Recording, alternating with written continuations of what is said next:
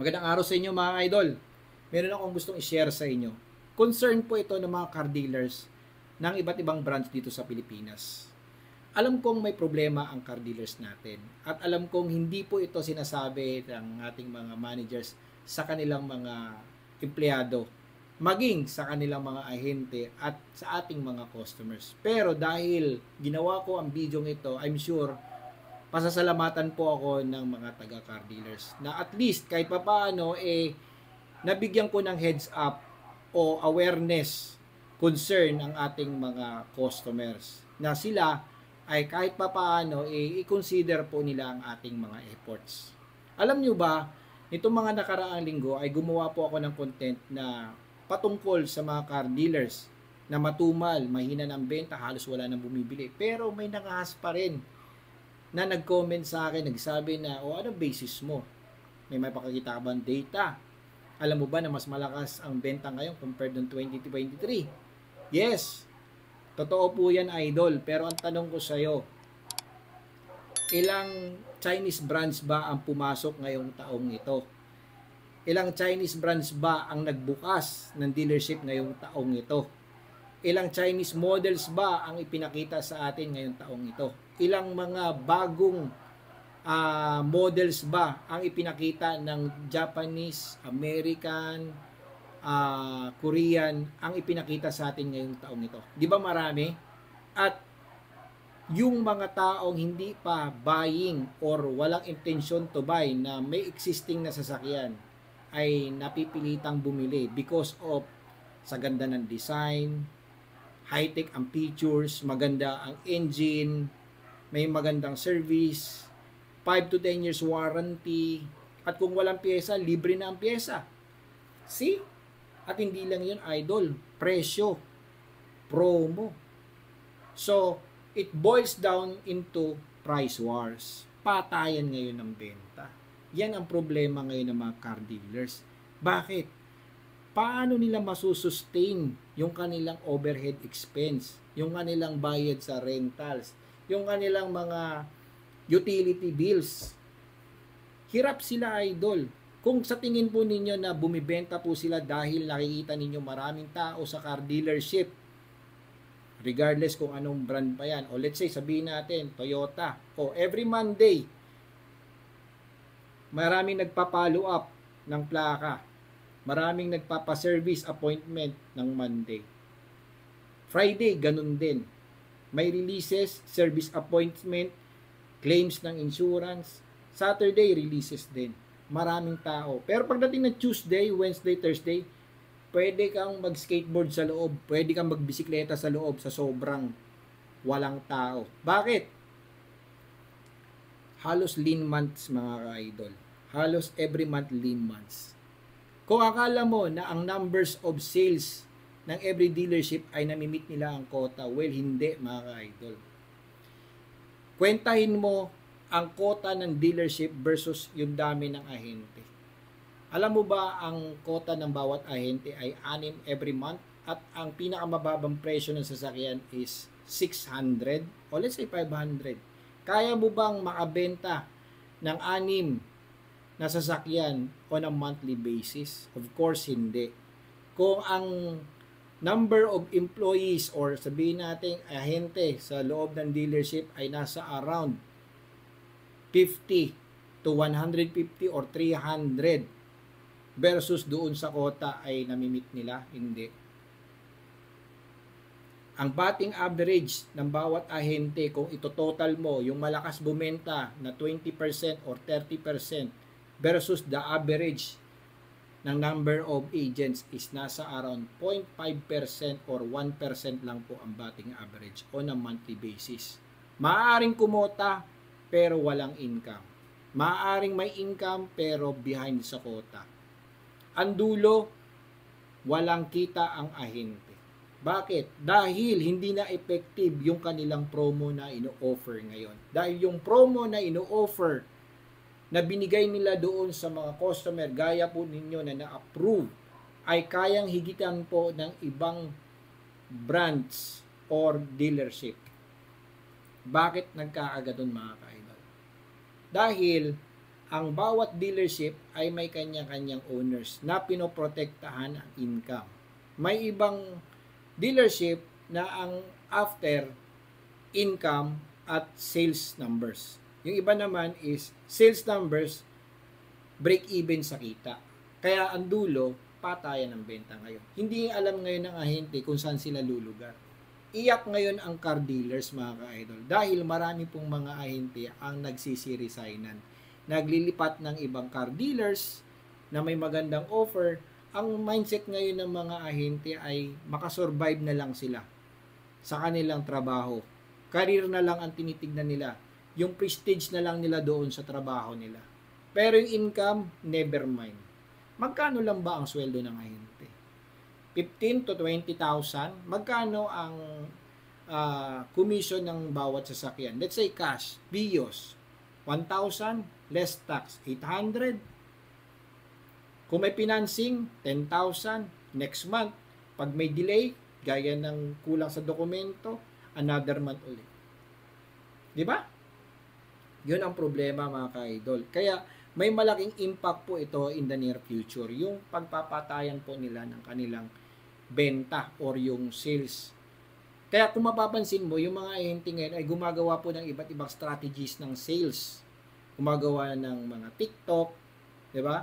Iba't ibang katumbling-tumbling na promo sa social media, gumagawa ng YouTube account, nag-YouTube, gumagawa sila ng content, sinasabi nila yung kanilang promo. Pero in the long run, hindi rin sila nakakabenta dahil ginagawa lang sila as asintahan.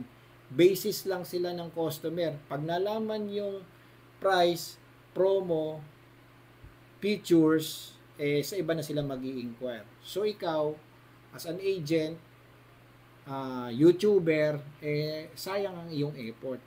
Hindi naging effective ang iyong pag-YouTube. Nakakala mo na porke may Dakar Loan Expert, kaya mo rin bumenta. Well, hindi, mga ka-idol. Even me, nalolost sale din ako, mga ka-idol. So, ano ang sagot natin dito? Kung sakaling mas lalong lumala ito, mga ka-idol. Ang nakikita ko lang is yung ginawa dati ng Honda. Yung uniform ng pricing. Na kung saan, across to all branches, dealership, pare-pareho ang price, pare-pareho ang discount, pare-pareho ang promo, pare-pareho ang monthly, pati freebies. Now wherein, hindi na makakapamili ang customer except dun sa allocation lang ng unit or kulay. Let's say, nag-apply ako sa ganitong dealership somewhere in Makati, na-approve ako dun. Ngayon, nagbaka sakali ako sa Pasig, baka may mas magandang offer. Since na na-approve ako doon, gagamitin ko yung approval ko, punta doon. Pagdating ko doon, same lang rin pala, bakit pa ako lilipat? Di ba? So, yun ang best solution, mga ka-idol, para hindi magkaroon ng price war. Dahil, ang panahon po natin ngayon ay sobrang competitive in terms of income. Kaya nagkakaroon po ng patayan. Kaya, dumadami rin po yung mga ahente na gumagawa ng kalokohan. Gumagawa ng iba't ibang pang-i-scam sa mga kliyente para lang kumita. Hindi ko naman nilalahat ha, pero yun ang nangyayari, mga ka-idol. So I hope malaman po ito ng mga taga-car dealers, ng mga planta, na sana ayusin na lang yung ating pagbibenta ng sasakyan na maging uniform para at least kahit papaano everybody is happy. Karamihan po ng mga ahente ngayon ay nagsiresignan, naglipat ng ibang car dealers na may magandang offer na promo para lang makabenta. Yung iba naman ay nag-iba ng field, nag-ahente ng kondo, nag-ahente ng insurance, nag-ahente ng St. Peter. Bakit? Walang masyadong kakompetensya dun eh. Unlike dito sa dealer, grabe. Drastic yung approach. At isa pa sa reason kung bakit hindi nakakabenta ang mga ahente ngayon is because of lack of product knowledge. Na kung saan, Every time na pupunta ka ng car dealership, ang nasa utak na lang ng mga ahente is promo. Puro promo na lang. Pero asking of discount, availability ng kulay, specs ng sasakyan, kumparo ng sasakyan, hindi nila alam. Even yung pag-present ng sasakyan, 6-point walk around, hindi nila magawa. Bakit ako bibili sa'yo? Ano ba ang strength and weakness ng yung sasakyan? Hindi nila masabi. Walang knowledge sa sasakyan. Back to training. See? Ang alam lang nila, promo, low down, zero down. Kailangan, as an agent, dapat meron kang value. No? Value na bibili ka sa akin because magaling ako, professional ako, at maaasahan mo ako in the future. I-compare mo ang Rolex watch versus G-Shock. Parehong relo, parehong nagsasabi ng oras. Magkaiba ng quality, magkaiba ng tawag nito, materyales. Pero sino ang may value sa dalawa? May value din to, si G-Shock. Pero mas mataas ang value nito. Bakit ito ang bibilhin mo? Because maibibenta mo ng maayos na presyo, tumataas ang value. Whereas ito, pag nagluma, outdated na yung design, wala nang value. Same thing din sa ahente. Huwag kang pipili ng ahente na promo-promo lang ang pinag-uusapan. Dapat ang tinitingnan mo dito is yung long-term service. Na wherein, kahit may difference lang ng 10,000, okay na yun. Dito na lang ako kahit 10,000 difference. Maayos naman kausap to. Honest naman kausap. Inaasikaso naman ako. Bakit pa ako lilipat? Yun ang problema ngayon ng mga kliyente.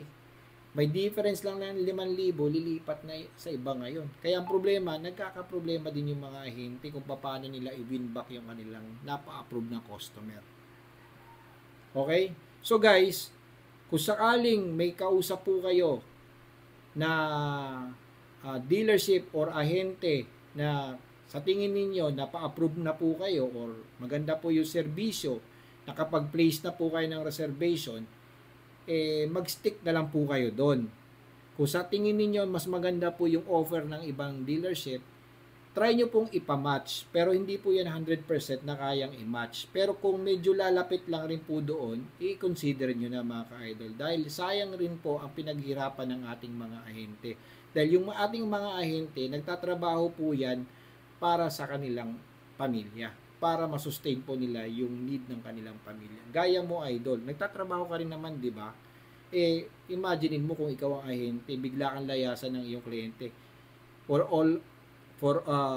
everything na ginawa mo efforts yung rapport mo pagkatapos binalawala ng kliyente, di ba? So I hope nakatulong po ang video ito na maunawaan po ng ating mga customers. Okay? So ayan mga ka-idol, thank you for watching kay The Car Loan Expert. Kung sakaling may problema po kayo pagdating sa inyong auto loan, decline po ang inyong application, CMAP, repossession ng inyong sasakyan, insurance claims, lapit lang po kayo sa akin, mag-message na po kayo sa akin, Facebook page The Car Loan Expert. Pwede po kayong magpa-consult and advise. Thank you for watching.